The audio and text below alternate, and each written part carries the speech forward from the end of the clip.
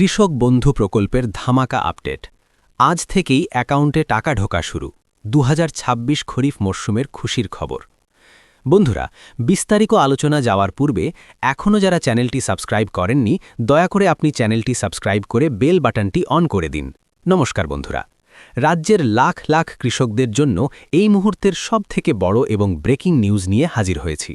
আপনারা যারা পশ্চিমবঙ্গ সরকারের কৃষক বন্ধু নতুন প্রকল্পের খরিফ মরশুমের টাকার জন্য অধীর আগ্রহে অপেক্ষা করছিলেন, আপনাদের সেই দীর্ঘ প্রতীক্ষার অবসান হতে চলেছে। আজ ৬ এপ্রিল ২০২৬ সোমবার, আর আজকের দিনটি রাজ্যের কৃষকদের জন্য অত্যন্ত গুরুত্বপূর্ণ হতে চলেছে। কারণ প্রশাসনিক সূত্র এবং মাঠ পর্যায়ের রিপোর্ট অনুযায়ী অনেক কৃষকের ব্যাংক অ্যাকাউন্টে ইতিমধ্যেই টাকা ঢোকার প্রক্রিয়া শুরু হয়ে গেছে। ২০২৬ বিধানসভা নির্বাচনের ঠিক মুখে রাজ্য সরকারের এই পদক্ষেপ কৃষকদের মুখে হাসি ফুটিয়েছে। আজকের এই ভিডিওতে আমরা বিস্তারিত জানাব কারা আগে টাকা পাচ্ছেন, কোন কোন জেলায় টাকা ঢোকা শুরু হয়েছে এবং আপনার স্ট্যাটাসে ঠিক কী পরিবর্তন আসলে আপনি নিশ্চিতভাবে টাকা পাবেন। ভিডিওটি একদম শেষ পর্যন্ত দেখুন, কারণ আজকের প্রতিটি তথ্য আপনার জন্য অত্যন্ত জরুরি। বন্ধুরা, আপনারা জানেন যে ২০১৯ সালের ১ জানুয়ারি মুখ্যমন্ত্রী মমতা বন্দ্যোপাধ্যায় কৃষকদের পাশে দাঁড়াতে এই প্রকল্পের সূচনা করেছিলেন। শুরুতে সহায়তার পরিমাণ কম থাকলেও ২০২১ সালের ১৭ জুন থেকে চালু হয় কৃষক বন্ধু নতুন প্রকল্প।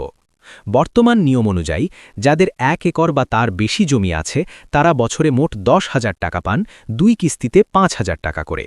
যাদের ১ একরের কম জমি আছে তারা আনুপাতিক হারে বছরে সর্বনিম্ন ৪,০০০ টাকা পান, ২ কিস্তিতে ২,০০০ টাকা করে।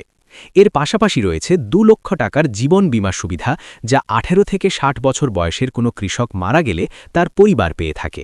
সাধারণত খরিফ মরশুমের টাকা এপ্রিল থেকে সেপ্টেম্বরের মধ্যে দেওয়া হয়, কিন্তু এবছর পরিস্থিতি ভিন্ন।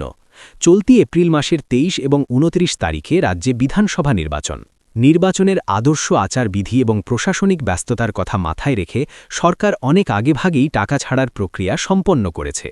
গত কয়েক বছরের রেকর্ড দেখলে দেখা যায় ২০২১ সালের ১৭ জুন বা ২০২৪ সালের ১২ জুন টাকা দেওয়া হয়েছিল, কিন্তু ২০২৩ সালের পঞ্চায়েত নির্বাচনের সময় যেমন ২৬ এপ্রিল টাকা দেওয়া হয়েছিল, ঠিক তেমনই ২০২৬ সালেও ভোটের আগেই কৃষকদের অ্যাকাউন্টে টাকা পৌঁছে দেওয়ার লক্ষ্যমাত্রা নেওয়া হয়েছে।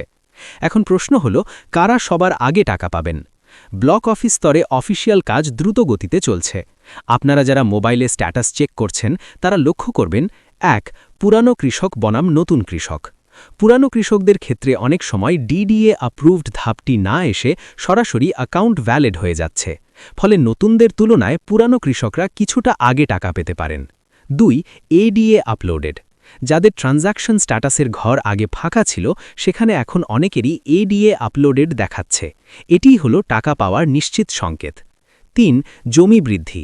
যারা নতুন জমি কিনে নাম নথিভুক্ত করেছিলেন তাদের স্ট্যাটাসে যদি নতুন জমির পরিমাণ আপডেট হয়ে থাকে তবে তারা বর্ধিত হারে টাকা পাবেন।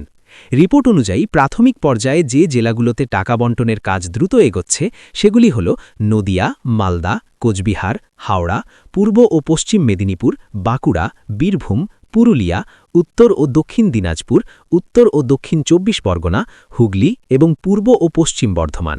তবে টাকা পাওয়ার ক্ষেত্রে দুটি বিষয় অবশ্যই মাথায় রাখবেন। ১. আধার লিঙ্কিং। যাদের স্ট্যাটাসে আধার নম্বর দেখাচ্ছে না তারা অবিলম্বে কৃষি অফিসে যোগাযোগ করুন। ২. KYC update. গত রবি মরশুমে কেওয়াইসি সমস্যার জন্য অনেকে টাকা পাননি, তাই আপনার ব্যাংক অ্যাকাউন্টে কেওয়াইসি করা আছে কিনা তা আজই যাচাই করে নিন। বন্ধুরা, টাকা ঢোকার এই খুশির খবরে আপনার স্ট্যাটাসে এখন কি দেখাচ্ছে, অ্যাকাউন্ট ভ্যালিড নাকি এডিএ আপলোডেড? কমেন্ট করে অবশ্যই জানান এবং আপনার জেলার নাম লিখতে ভুলবেন না। কৃষিকাজের এই ব্যস্ত সময়ে সরকারের এই আর্থিক সাহায্য কৃষকদের অনেক বড় অবলম্বন। আজকের ভিডিওটি ভালো লাগলে একটি লাইক দিয়ে আমাদের উৎসাহিত করুন এবং রাজ্যের প্রতিটি কৃষক বন্ধুর কাছে এই খবরটি শেয়ার করে পৌঁছে দিন।